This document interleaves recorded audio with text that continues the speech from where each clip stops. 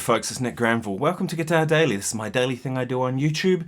For those that are new here, please subscribe, please like the video, all that kind of stuff. And those who come regularly, thank you so much for watching. I really appreciate you being here and being part of this community that I'm growing around this YouTube channel.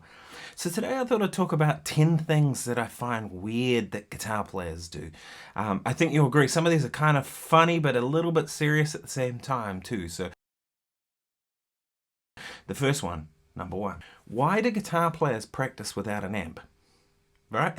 It's really weird when you think about it. Like, this is how I practice a lot of the time.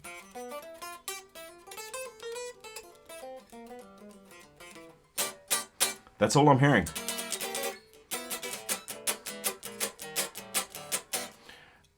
You know, very different from... When you practice with an amp, it's like it's more dynamic, it's more responsive, all these sort of things that, you know, we kind of like in music. But, you know, I don't do it. I practice with just the guitar by itself. I mean, it's partly a volume thing, like, because I like to practice at night, but I think it's a weird thing that guitar players do. Different on acoustic guitar, but, you know, but on electric without an amp. That's the first one. Number two, weird thing guitar players do. We talk in terms of tone and music and stuff in weird kind of ways, like something having a fat tone.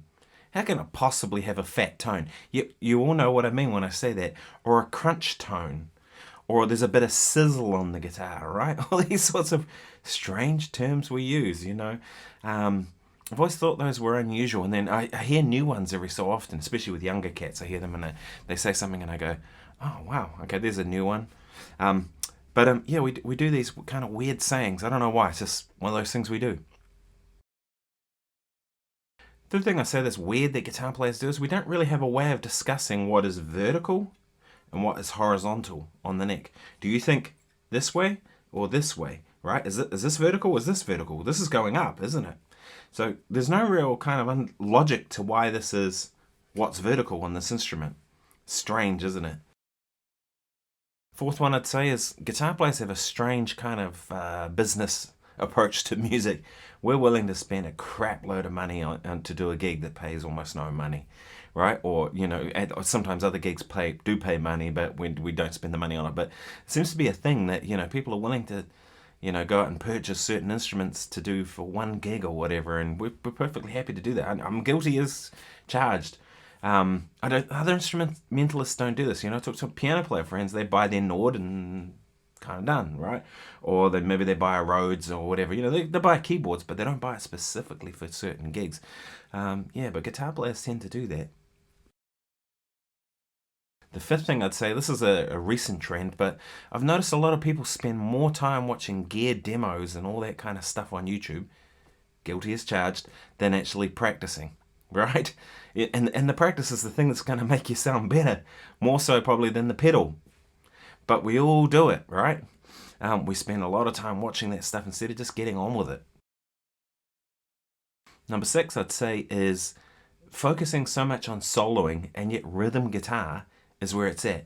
My previous video the other day, I talked about 5 things that I think people should, that I've learned over time, and it's sort of advice to people, I guess, if you will. And this is one I talked about, was rhythm guitar, right? 90% of the time we play rhythm guitar, and yet we all focus on the soloing, right? Not all of us, but most of us, at least when we start. As you get older as a player and more mature with your playing, you tend to figure out that rhythm guitar is where it's at. But it's interesting, isn't it? We spend you know, most of our time on what's 10% of probably playing, unless you're a Steve Vai or someone like that who solos a lot. But even then, he still plays a lot of rhythm. Number 7, guitar players all claim they can do something better than someone else with zero evidence. Have you seen this before?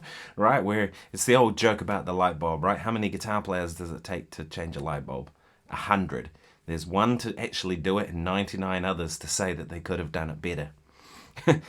I'm sure you've all seen people with that kind of outlook, and you know, it's sort of a thing that there's no evidence those 99 could do it better, but that's kind of just a thing of the way a lot of guitar players think.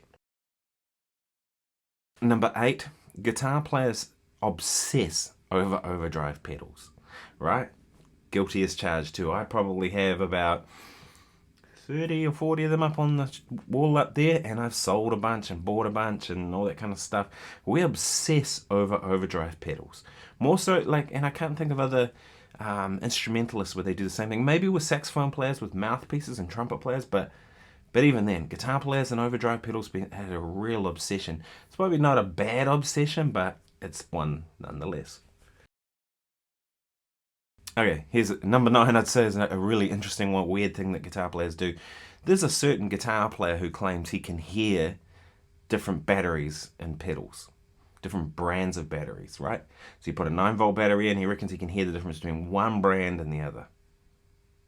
I mean, come on. He's amazing, don't get me wrong, but really? It's like those people that can claim they can hear the difference of a different jug cord plugged into the back of the amp or whatever. Okay, you know. But what's even crazier is people believe that kind of carry on.